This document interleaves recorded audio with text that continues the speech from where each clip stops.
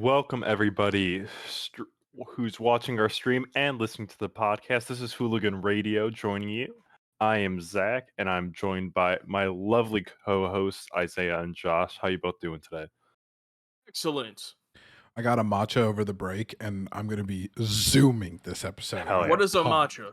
That's the energy we need.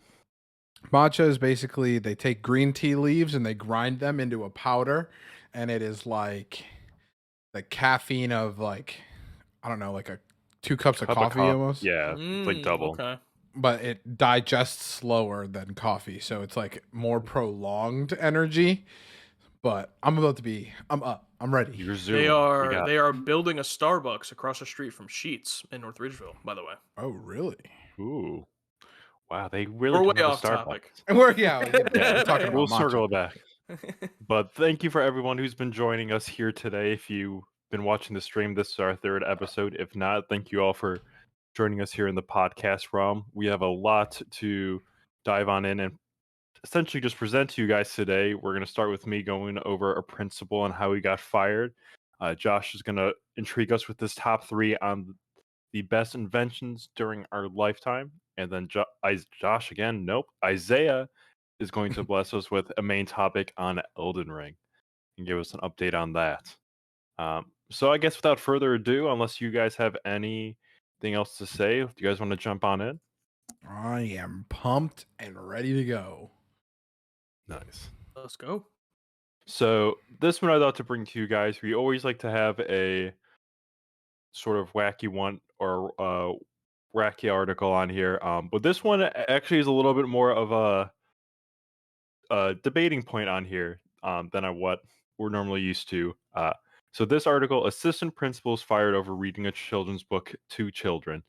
I don't know if you guys have heard about this one prior to me bringing this up today. This was one that I've actually seen quite a bit on social media.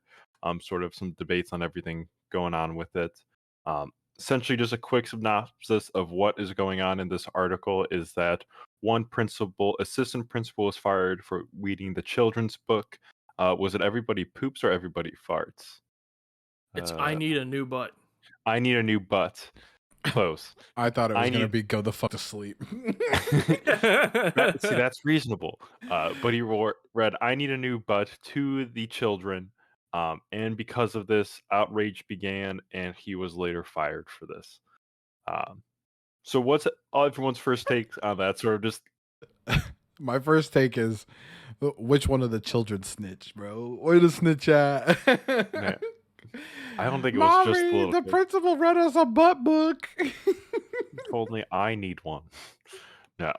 So the assistant principal in Mississippi was fired for reading the book I Need a New Butt to a group of 2nd graders. Toby Price worked at the Gary Road Elementary School in Jackson where he was tasked with setting up a virtual call with the 2nd grade class and principal from another school, in which he didn't know he had to improvise. I'll grab one of my favorite books that I have nearby and I'll read it to the class, Price said to LBT it's a funny, silly book. The book follows a young boy who realizes his butt has a huge crack, so he sets off to find a new one, according to the Amazon description. Price said that he had read the book at other school districts previously and never received one complaint about the book aimed at children ages 6 to 10. I didn't think twice about reading it because I'd never had an issue with it before, he said. There are other books that have much more suggestive material that are much more widely accepted. Price's termination later from the superintendent of Hinds County School District stated that he showed a lack of professionalism and impaired judgment by selecting such a cheeky book, one in a series of butt and paperbacks from author Don McMillan. The puns, dude. The Toronto Sun puns always get me, dude. They have to take the chance when they have it.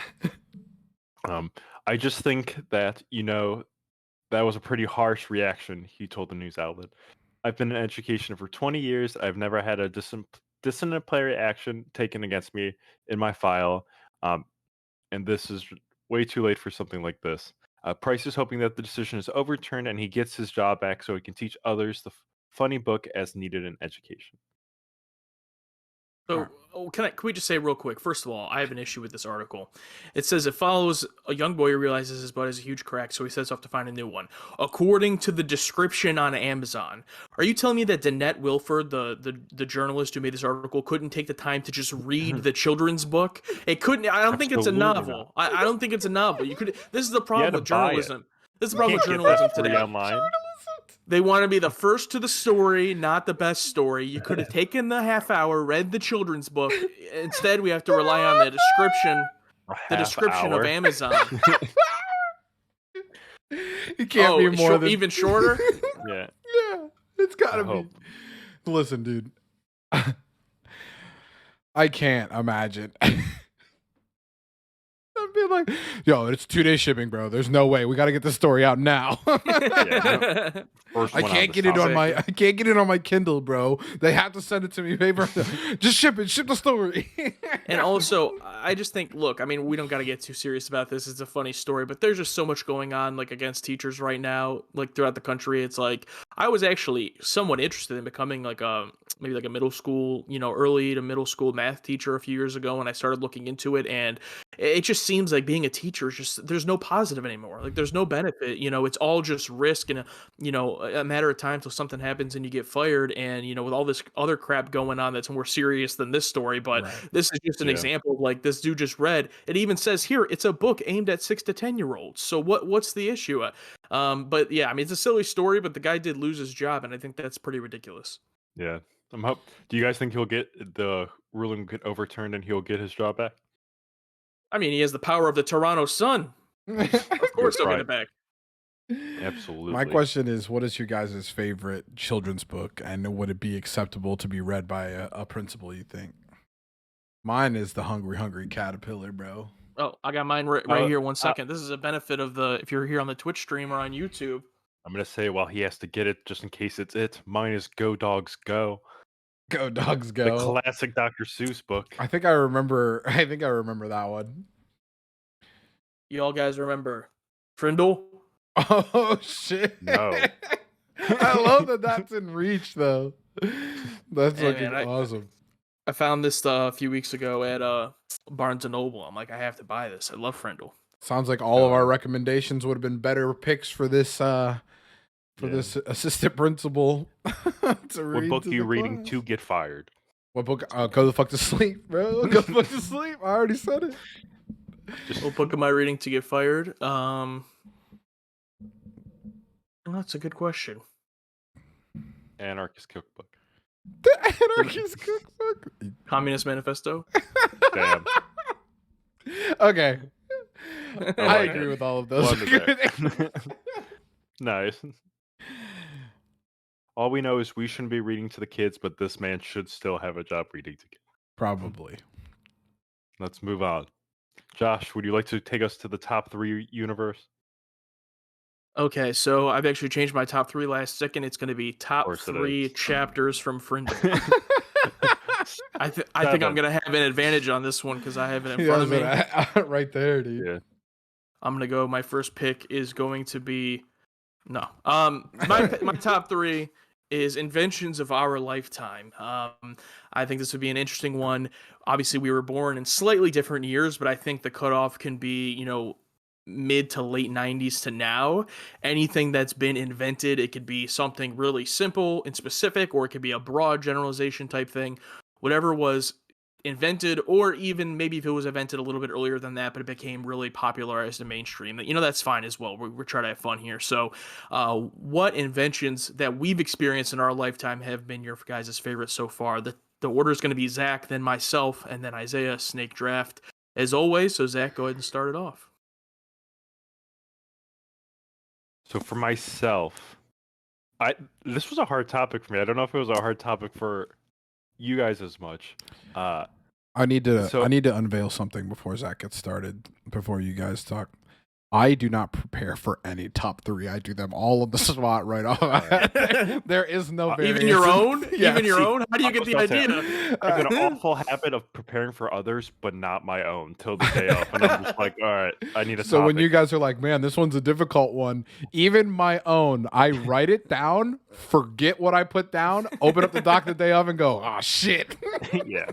You're like, hell, this will be a good one. There Now I are- just there need to are- remember to do it. there are ones that are mine that I like have a short list. Like I'll go in having like 2 or 3 available, and then when you guys take like 1 or 2, I'm pretty fucked. But yeah, Yeah. I like to And pull those back are the mental curtain notes. there. Whenever anybody talks about how difficult they might be, I'm like, I'm flying blind. Yeah. All right. So me to start, I'm gonna go with the USB. I did not know that that was created within our lifetime. I actually thought that might have been created slightly before, but I found out it was created just in 2000. So I'm going to start off with the USB. Nice. all right, that's a pretty good one. I mean, yeah, it was the first. I remember with being in like middle school, even into high school, having a USB was a flash drive was like Biggest the thing. yeah, it's like you had to have one, and now it's like. Do people even sell USBs? Maybe Office Max? I don't know. Oh yeah. Everywhere don't. I go, it's just like, oh, our cheapest item here. It's this 4 terabyte hard drive for $80. Like, what? I don't need all that. Well, you do now. I mean, I do. I download all the episodes of all of our podcasts. My terabyte hard drive is Yeah. filling up weekly. Fair enough. Fair enough. So my first one, I'm gonna have to go with YouTube. You could make the argument that if YouTube, didn't come about, it would just be another video platform, that would have been invented, not specifically YouTube, but regardless, Me too. YouTube. Oh, there's other tubes too. I think All the YouTube tubes. was the first like proof of concept of people will spend more time watching video online than they will, cable television. In our generation, I mean, it really even predated like streaming Netflix. Like Netflix started off, they were still doing DVDs. When YouTube came about, so it was really that proof of concept. I think growing up at the time that we did, if YouTube hadn't come around, like our lives would have been completely different. Regardless of how much time you spent on YouTube as a kid, it's ingrained into our lives now when it comes to streaming video. And I think YouTube was like kind of the first pioneer that really made that mainstream. All right. That's fair. This is the most ridiculous top 3 of all time. There's been so much technology that's come out since I was a kid that I don't know how to pick 3 things. And my honorable mentions could last the rest of the episode. The rest of my Right. life. So I have to go ahead and take smartphone. It's literally right there. We have all of the power of a category. supercomputer. Yeah. I'll even narrow it down and go into like the iPhone, which popularized smartphones in general. You carry around the power of a supercomputer in your pocket. Like it is Yeah. overwhelming from the times before smartphones, which we were there for, to now. Like we can look up something like yesterday. I looked up best study spots in Nashville, and then I can get a map to take me directly to that place. Yeah. And during our lifetimes, that was not possible. Yeah. I 2 things that I'll say on that. First one is like I still to this day don't know how people traveled like before like GPS on your phone. Like I mean, I understand they had GPS you could buy in your car, but even before that, like I remember as a kid, traveling to my grandparents' house in Michigan, and my dad before getting on the turnpike like pulling out a giant map and like looking at what highway he has to go on. I'm like, are you kidding me? Like I can't go to like a Wendy's 3 cities away without instructions. Like what did people do? I find that pretty baffling. But real quick on that too, I think that pick, it kind of opens the door to when you talk about these things. There's a lot of downsides you could argue of smartphones as well, how it's changed our lives, communication, other things like that, addictions. So there's not really many downsides to a flash drive. I think you could probably say I there are don't know. downsides. I don't know. Downsides Yeah, to there's all a of the lot. technology. I think you could Yeah. probably argue downsides to YouTube and online streaming too, but I think the smartphones is really opens that discussion of is it really the best invention? But nonetheless, it's a pretty mandatory pick. So yeah. Yeah. And then, yeah.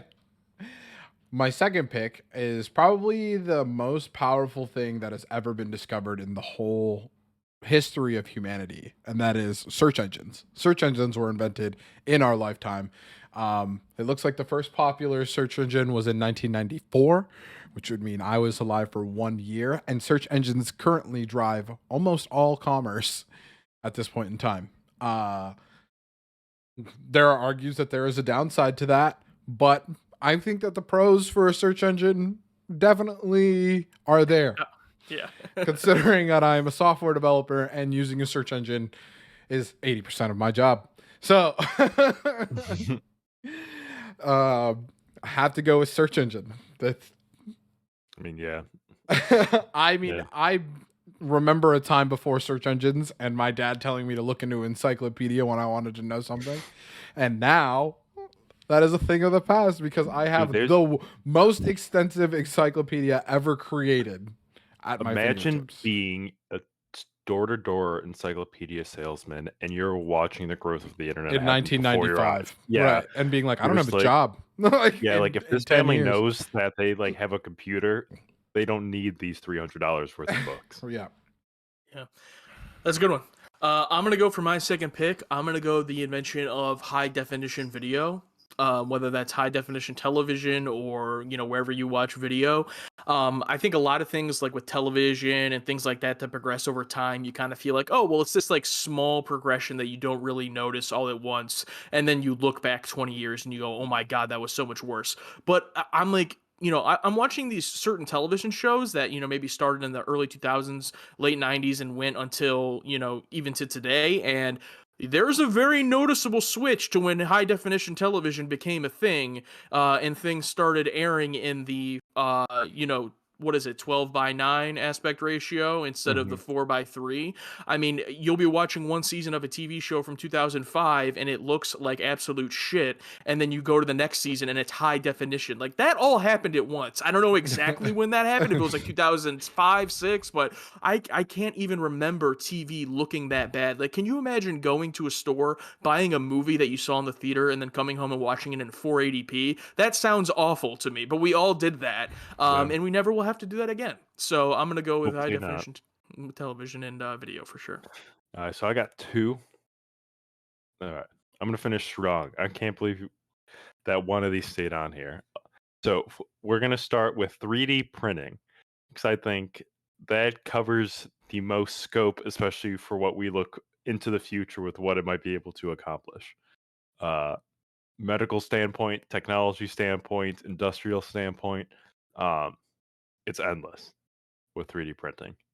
Um, Yeah, 3D printing is our first step towards like the sci-fi teleport a thing to Yeah. me kind of ordeal. yeah, absolutely. Or like, every sci-fi show where they're like, I want a burger and they just hit a pad and it just kind of materializes.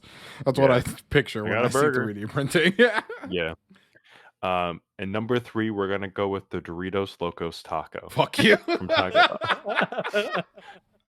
Name a more iconic fast food item that has been developed since 2000.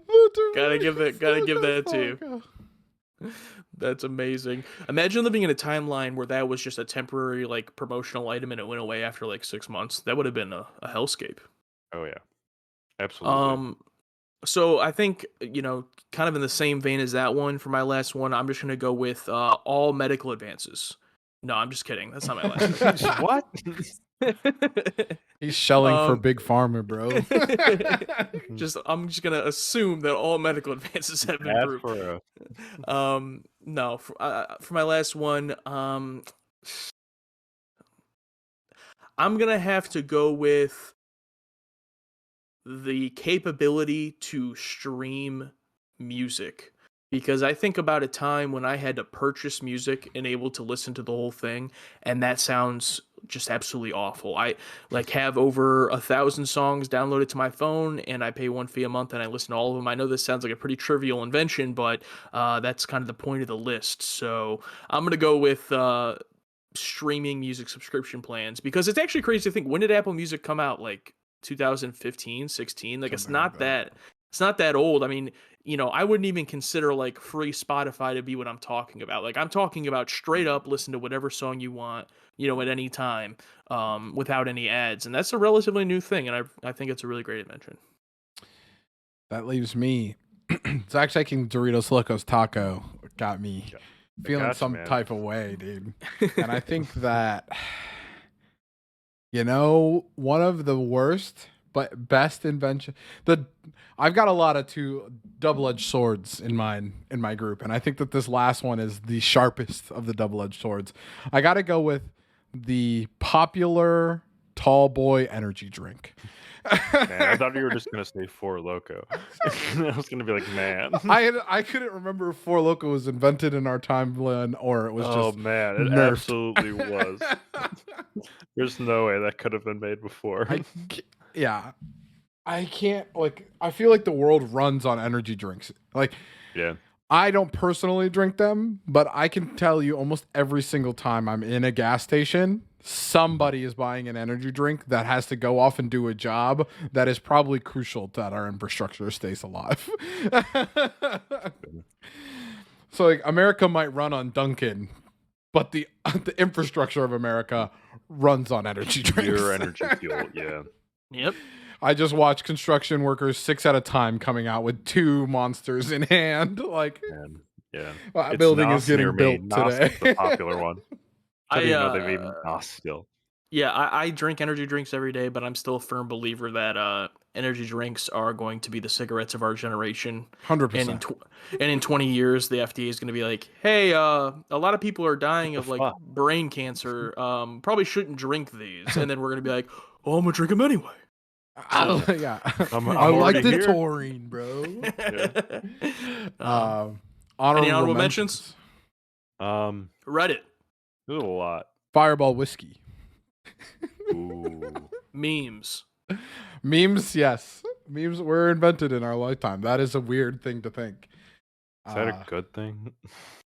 Nah, dude. Before we were born, people sent, actual physical mail of pictures that they thought they were funny to other people. Dude, Yeah. that's interesting too. I was thinking about this, like the invention of TikTok or Vine or something like that absolutely killed America's Funniest Home Videos. Oh yeah. I mean, it's still And on. ridiculousness. Yeah. Yeah, No, it's just on ridiculous for those just needed people to that die can't out. navigate an app, bro. Yeah. Steam is a good one. All of the computer games you could ever want in one place instead of, having to go hunt them down at Best Buy or something like that. Mhm. Yeah. I would say just video calls in general. I'm 98% sure that Bluetooth was invented in our lifetime. It Things that we're 204. probably all using almost every day at this point in time.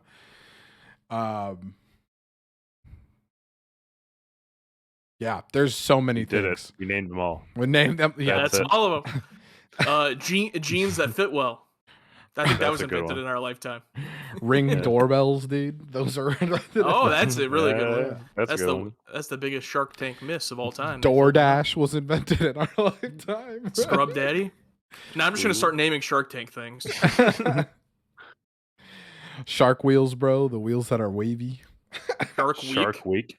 Hey. Wait, Okay. Shark Week Hey. invented during our lifetime? Oh, shit. I should have put that as my number one. The Top Thrill Dragster. Yeah. Oh man. Shit. Damn, bro. All Funnel right, I think cakes we with gotta- ice cream on top. Okay, that was not invented. I don't know. Okay, let's go on to the main. Let's go on to the main topic. Yeah. Isaiah, what do you? Locust. I thought there was no food during this. Okay, Isaiah, main topic. All right. So on the last stream, I told everybody I wasn't getting Elden Ring because that game would infuriate me, and I decided to get it. So Nice. we're going to be talking about Elden Ring, but first I want to give a little bit of backstory from the boys and myself, and seeing where you guys might be with some of the From Software games.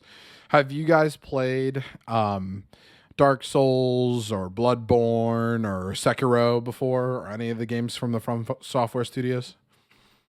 Fortunately Dark- not. Dark Souls briefly, but not nearly enough to say I have.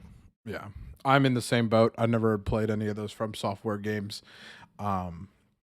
And Josh, had Zach and I talked a little bit about it, but have you looked into Elden Ring at all, or did you pick it up any time since the last stream? So I can't say that I've like learned about what the game is or anything, but I will say that I am just, even as someone who you would assume the algorithm wouldn't think that's an interest to me, I've just been inundated with Elden Ring memes, TikToks, posts Hard about not it. to Just escape it. yeah, I feel like everyone's playing Elden Ring, and I'm excited to learn about it because I really don't get.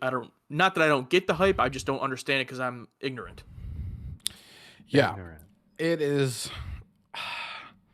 It's interesting for sure. Zach, I know that you said that you got it recently, but you've only been able to put about an hour in, right? That's where you're coming Yeah. from right now. Yeah, I think I saw hour and a half to maybe 2 hours in this character.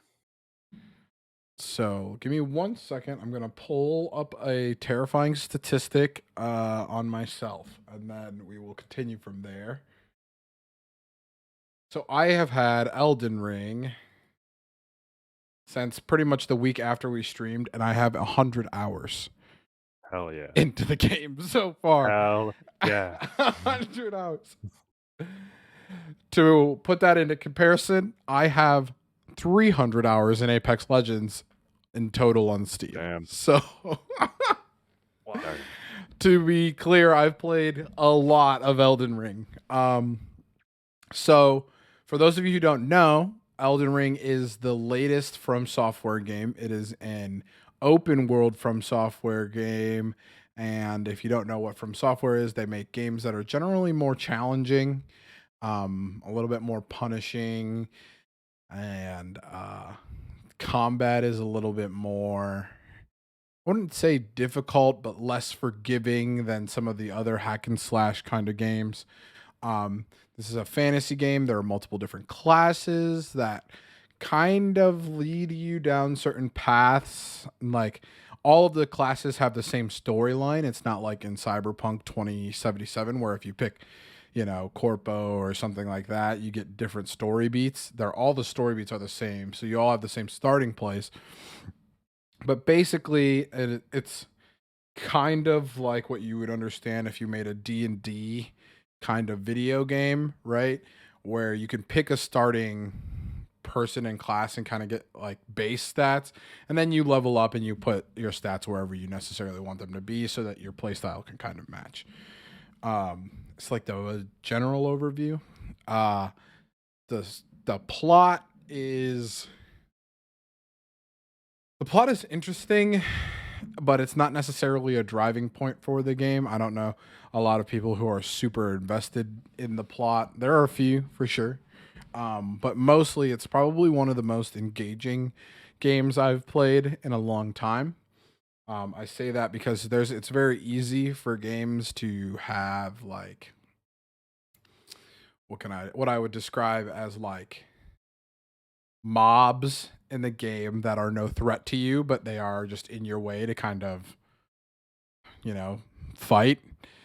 They generally offer no threat to you most of the time, and then you get to a boss that is normally pretty hard, but you generally beat them in 1 to 2 tries, is what I would say other games are like. This game is not that way. I tell this to some of the guys I play with all the time.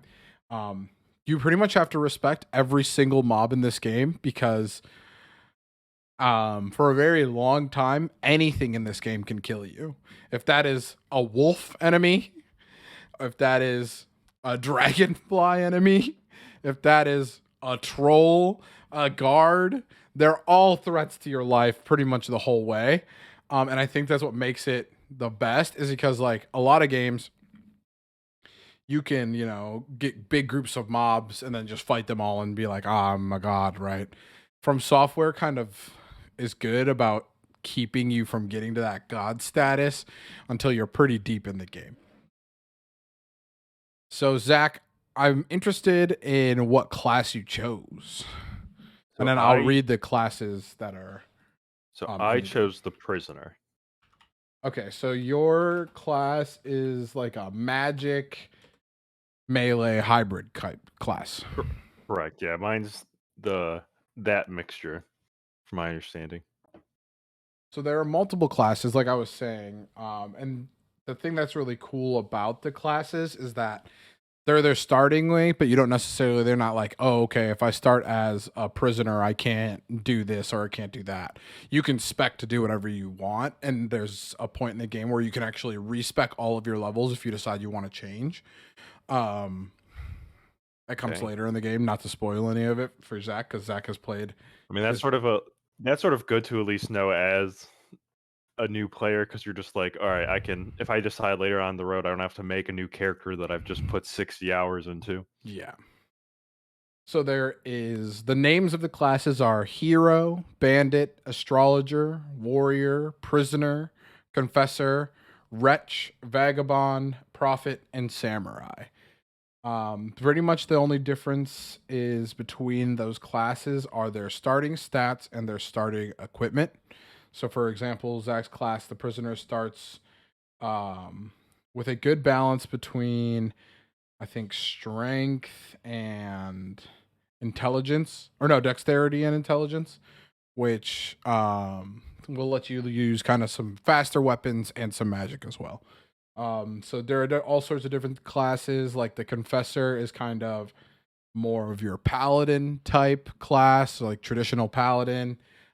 Astrologer is like your traditional like wizard or warlock class. Bandit's kind of like a quote unquote rogue, and some stuff like that. And the game, like I said, doesn't lock you into that choice. If Zach was to start and be like, oh, this magic stuff really isn't for me, he doesn't need to go make a new character to do that. He can just spec into the things that he really wants to do. So if he finds a new weapon that he's like, oh, that weapon is so cool, he can put his level up points into that stat. It might take him a little bit longer to be able to use it, but in the end, he'd be able to use it. It's not going to be like, this is locked to the hero class. Right. So I started off as a samurai class, who starts off with a katana, traditionally looks like a samurai and stuff like that. And then my game corrupted at about 40 hours. Oh my god. Yeah, so I lost my samurai class. Why did it corrupt? So the game is a single player open world game, but you can you can kind of bring somebody into your game in order to like help you with certain things and stuff like that. So Nick and I have been playing the game together using that method. And my computer, as we all know, if you listen to Hooligan Radio, my computer is not the most reliable computer. And one time, whenever I was we ended a session, and while it was loading me back into my world, my computer crashed and it corrupted my save. Oh my god! 40 hours. Yeah. I would have moved on with my life. I don't know if I could. I don't know if you could do that. Yeah, it was brutal. But the game, that's the thing, is like, I was the same way. I would have been the same way, especially sitting in a position where you are, Josh, where you don't know much about the game. But I restarted with a new character after like an hour of trying to recover my save. An hour later, I was like, I gotta make a new character. This game is that good. This is an interesting review standard that I kind of came up with in my head as I was thinking about this before we started. There's not a lot of games that get Brad, friend of the show, super hyped that aren't Pokemon games. To be completely like obvious, the last game that Brad got super into was Skyrim, which came out like what feels like 20 years ago. And Brad is obsessed with this game. So if you use Brad as any marker on games he's interested in, this could potentially be this decade's Skyrim. I don't know if it will get, the Bethesda treatment and being ported to everything from the Samsung smart fridge to the Nintendo Switch, but the game is good. Yeah, the game is good. It's its own feel. Then Skyrim, I would definitely say it's that. Mm-hmm. But I think the best parts of the game is sort of what Isaiah alluded to earlier. The script describing it. It's not a game that's going to hold your hand. This game understands that it's difficult, and people like that it's difficult. One thing that I found really interesting about it, which was like sort of the final thing that actually drew me into purchasing the game, was that there's not necessarily a difficulty in the game. Everything is where it's at. And then you sort of just, your map grows bigger with how stronger you get in the game, essentially, with where you're able to get to. And you could technically traverse anywhere in the map. I don't know if that's necessarily true at this moment, but it's just you're going to be fighting harder things as you move. Yeah, it's definitely right. It's a better way on the open world where things don't necessarily scale with you. So, for example, I'm like level 100 or something, if I go back to the very first starting area, those things don't necessarily deem a threat to me. They might be able to gang up on me and, do some decent damage to me or even possibly kill me. Um, but like the starting area is good for, the first few Learning. levels or whatever, and then you kind of start to branch out. And you go into some regions, you're like, oh, this shit's too strong. This isn't where I'm supposed to be. It gives you a good feel like that. But yeah, that's one of the number one things I think is a big thing that Zach touched on is that the game doesn't hold your hand pretty much at all. Quite literally, you can accidentally miss the tutorial in the game. You can I just did the first time through. I had to go back and because I was sort of like, all right, I don't think I'm somewhere I need to be. And then I went back and made the prisoner again. And I was just like, oh, I missed this. And I was like, oh, this tells me how to play the game. yeah. This could have been good. Quite literally, when you spawn in after like there's like a big like a what is that, like a prologue, and then you Yeah, just spawn sort of in and you can see like an open door, and you're like, oh, obviously I go to the open door, and there's like a hole to the right, and if you fall down in the hole to the right, that's where it you walks should you go. through like a lot of the mechanics in the game, and you end up getting to fight your first quote unquote boss at the end of it. But you can just walk right past that. Like the Yeah. game doesn't even force you into tutorial. And Yeah. I remember being like, I think I was like level 35 before I found the tutorial on accident and was like, told my friends, like, hey guys, there's a tutorial. And they're all like, what? Where? What? A good friend of ours, Scott, he actually just shared with me. I didn't know how to level up in the game till he shared with me. I'm just like, so like I understand like I'm fighting these things and I feel like I'm understanding the game stronger, but I don't understand how to increase. And he's just like, oh, you do this. I'm just like, oh, probably missed that at one point in time. It's not like it's gonna tell me every time. So Right. And it's also one of those games. It's not one of those games where you have to read everything. You can skip through it, but you will miss out on things like learning how to level or getting that ability, or you know what I'm yeah. saying? So like the game will be like, "Oh, you should go here." And you're like, "Yeah, yeah, yeah. I played a video game before." And then you don't do what they say, and then you're just unable to level, you're unable to traverse, and then people are like, why is this game bad? I can't even level up. And then you're like, you didn't listen. And like Yeah. From Software does not apologize for that, right? Like but it's cool too. The enemies in the game are probably the most unique enemies I've ever seen, and like there are some enemies that like reoccur, but not necessarily in the same way. So like each different area, there are guards, but the guards have different abilities depending on what area you're in and their difficulty. So like a guard in the first area would be like a lower level guard, and then in the end areas, they're like super fucking strong, and you're like, God damn it, I don't want to fight that guy. I'm going to try to get away from him. But one of the things that the game does really well is that you don't have to fight everything. You can avoid fighting things. You can sneak past them, or you can, ride past them on your like the mount that you get eventually. And there's all sorts of different things that you can do to either participate in combat or avoid combat. But I think that one of the best things that the game does is that not only are all of the enemies like super unique, but all of the weapons are also super unique. So there are some weapons that you'll get like a short sword, right?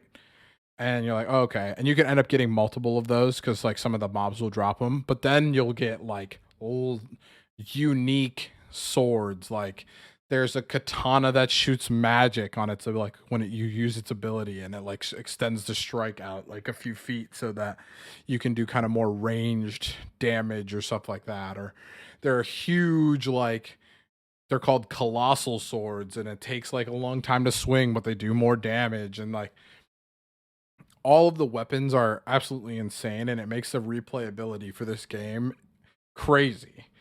And like I was saying before, with that option to be able to respec your character at any time, and that they're not going to stop you from doing something else.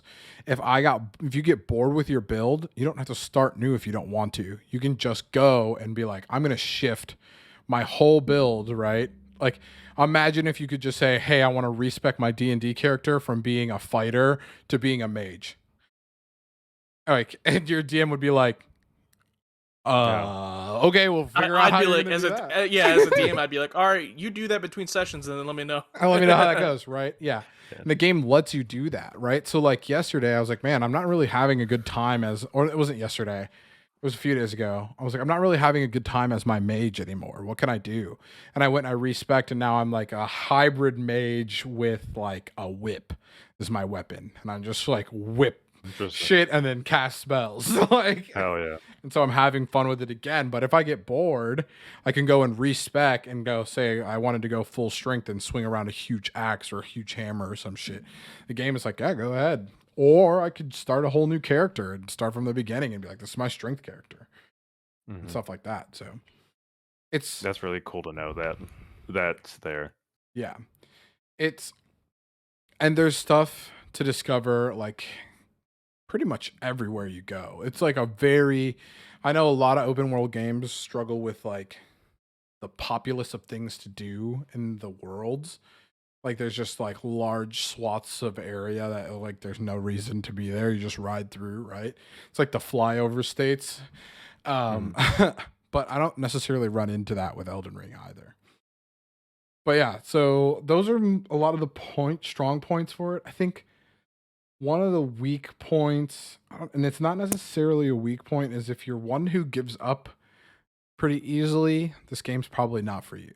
Because like it takes a lot of like doing something over and over again and learning about the boss or about the area and stuff like that, and the best way to do stuff to really progress through the game. And I can understand that that's not for everyone. Some people just want to feel God mode and just like run through and ravage things. I completely get that. Another thing is the game I forgot what I was going to say. The game's difficulty doesn't change. So there's like if you get into it and you're like, "Oh, this is too hard. I got to put too much like focus into it. It's not for me."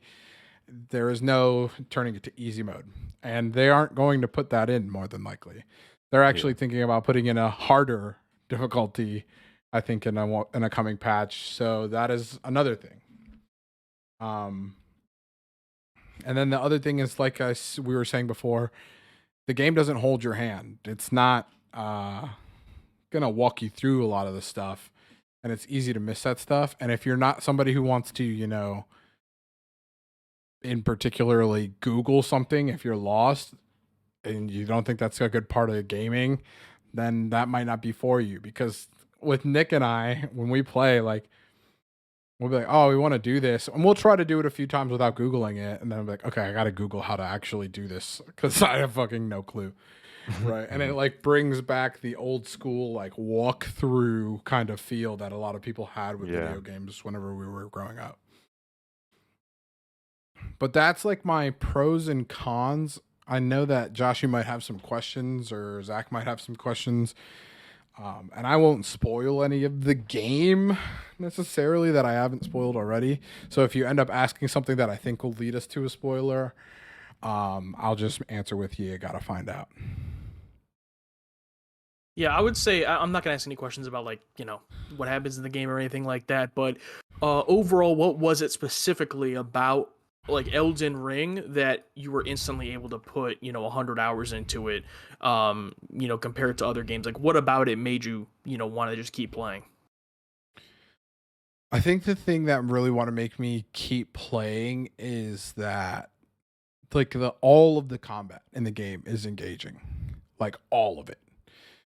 You fighting a wolf, you're fighting 3 wolves, you're fighting a boss, you're fighting guards. All of it's engaging, right? Because that person can beat you, and if you lose, there is a consequence of you losing, but you can get that back, right? So like in the game, when you die, you drop your like XP type resource, XP/money type resource, and you got to go back and get it, right? Kind of like if you've ever played Hollow Knight, it's the same concept. And I think that those two things coupled together and being like, well, I have to go back to that place where that thing killed me so I can get my stuff back. Which means I'm probably gonna have to fight that thing again. It's like a really engaging loop for me. I don't know. But also you can look at that stuff and be like, hey, I only lost, 100 XP. I don't have to go back and fight that thing unless I want to. Right. And then that coupled with the fact that I have a ton of friends who are playing it. So it's really cool to be able to be like, hey, dude, did you fight the insert thing here? Nah, dude, where's that at? Or, yeah, dude, wasn't that fight crazy? Is always going to bring me back to the game. Even if it's like a quote unquote single player experience, it's 100% like a multiplayer experience because we're all experiencing the same thing in the world. Yeah. But not necessarily together. A gaming culture moment. Right. Absolutely. What about you, Zach? Did you have any questions? I know that you just started, so a lot of it's going to be things that you want to understand. Not questions yet. I'm just excited to get into it and explore, essentially. See what I can get into. Yeah. One of the things about the game that's another con is I don't think there's any cross-platform available. So if you have it on PlayStation... Not yet. Yeah. If you have it on PlayStation, you can only, like I was saying, you can only do co-opable stuff with other people who have PlayStation. I think that translates like PS4 and PS5 can still play together, but they can't play with PC or Xbox or anything like that at this time. The game is going to continue to expand. I know that there is rumors that the first DLC will be PvP oriented, which is another thing I didn't mention. There is PvP in the game, optional to opt in. For duels. So for example, I could duel Zach if I wanted to. And then there is also a less optional way where if you're co-oping with somebody, you can be invaded by another person to kind of try to thwart your co-op opportunity, which can be infuriating, but also could be pretty fun if, me and Nick are running around and some guy invades us and Nick and I just like, all right, let's tag team this guy, fucking Dragon Ball Z style, Goku Vegeta versus Cell or some shit like that, right? Which is cool. Do you have any other questions, Josh? No, I don't think so. I mean, I guess, it sounds really cool, but it does sound very involved and time consuming. Would you recommend it to someone like myself who's more of a casual gamer? Yeah, I think I would recommend it to somebody who's more of a casual gamer. I think that, Zach, I think is generally more of a casual gamer now than he was before, right? And Absolutely. I think he's going to end up having a good time with it. And even if you don't necessarily beat the whole game, you're still going to get a good amount of play through it. And even if you were to just do the first, like the starting area and the second area, you're going to realize like, oh, this game is pretty fun. There's a lot of cool stuff. And there's a lot of things that you like. The replayability for it is good too. And I think that that's like it has the same kind of staying power that like Skyrim did, where you're like, I'm going to go make a new character on Skyrim and this character is going to be completely focused on killing dragons. And then you just run off and do that. Right. So yeah, I don't see any way that I wouldn't recommend it to people. I think it's a good first From Software game. Like I said, when you get in there, if you give it like a solid hour, 2 hours, you'll be set in playing the game for sure. Cool. Okay. But yeah, I highly recommend it. I had to make this a main topic because I was like, there's no way I get Elden Ring. That game would infuriate me. And now I'm 100 hours deep, 3 weeks later, bro. So yeah. Worthy of the main topic. 100%. Yeah, and if you want to chat more about Elden Ring, my Twitter is open for that. Emo Uncle Tito. I know that I've got a couple of different Discords that I hang out in too. For anybody who's playing on PC, might need some co-opable action. It was pretty funny. The other day, a friend who I hadn't talked to in probably 3 or 4 years messaged me on Discord and was like, hey man, can you help me kill this dragon? And I hopped in this game. We killed the dragon and I hopped out of the game and that was it. He's like, thanks, buddy. It's good talking to you. And it took us 3 or 4 tries. And it was good times. But like I said, I hadn't seen him in years. And it was like, hey, I need help killing this dragon. I was like, I got your back, bro. Oh, yeah. So it's definitely, like you mentioned, Josh, like gaming culture moment. and I don't know. I would highly recommend everybody check it out. And it's even a game that's good to watch some people stream because the people's reaction to the game, they can be mildly infuriated by the game, so you'll get some good reaction and you'll get to kind of see some of the gameplay and stuff. When I mean, like, you've got to respect every enemy because almost anything can kill you in this game, especially for like the first 50 levels. Yeah. But yeah, I wanted to touch on Elden Ring, and I think that's it for the main topic. Zach, if you want to put us in the wrap up here. Yeah, I guess that's it. We'll start to go through our thank yous for the overall Stream On podcast. I'll go and do a few here. I'll go ahead and thank our fans, of course, for coming out week after week for the stream, as well as listening to the podcast off this, as well as our significant others that we love to always thank, helping with topics and such throughout the weeks and months. Yeah. And I don't know if we still use our beeps and boops, but I like our community that helped us out whenever we were Absolutely. young bucks back in the day. I can't forget them. Can't forget American Spirits. Even though they're not a band anymore, R.I.P. we Yeah. use it. Oh, they were helpful for us too. We got anybody else we'd like to thank? I think we're all good. All right, everybody, do your shameless plugs, starting with Josh. You can catch me on TikTok at Josh Movie Guy, where I sometimes post, but I'm mostly on YouTube right now, posting for Hooligan Radio. I also have a couple other things going on. You can follow my YouTube channel, The Target Audience, where me and friend of the podcast, Alex, react to TV shows, movies, mostly, kind of pop culture, Star Trek, Star Wars, Marvel type stuff. Right now, we just started Star Trek, the original series. Neither of us have ever seen it before, and we're about 6 episodes deep. So you can catch that over there. And then I'm also at Watch More Movies on YouTube. Devin, my brother who guested on the last stream, we review 2 movies a week, and then we also talk about a top 10 that we put together last weekend. We did top 10 Netflix original movies. This upcoming weekend, we'll be talking about top 10 documentaries. So just a lot of movie stuff going over there. You can subscribe at Watch More Movies. Nice. Zach, Nice. what do you got to plug for us? You can find me at Zach the Pigeon on Twitter, and that is really it for me. Much simpler. Yep, and for me, I've got an anime podcast, everybody. It's called The Uwu. You can find us streaming here every other Thursday. Next episode we're doing will be about the Jujutsu Kaisen movie, which I talked about a little bit in our See It, Play It, Skip It. And I think you can find us on all podcast platforms. We're not anywhere VOD other than on Twitch. But check us out. And on Twitter, we are at I think it's Uwu Bath Boys with an I in boys. So check that out. You might end up seeing Zach as a future guest. I'm trying to convince him, dude. His pay rate's so high, man. Even this podcast, it's hard to lock him down. Yeah, it's hard to lock him down, dude. He's so popular. Yeah, man, that pay rate of just asking is too much sometimes.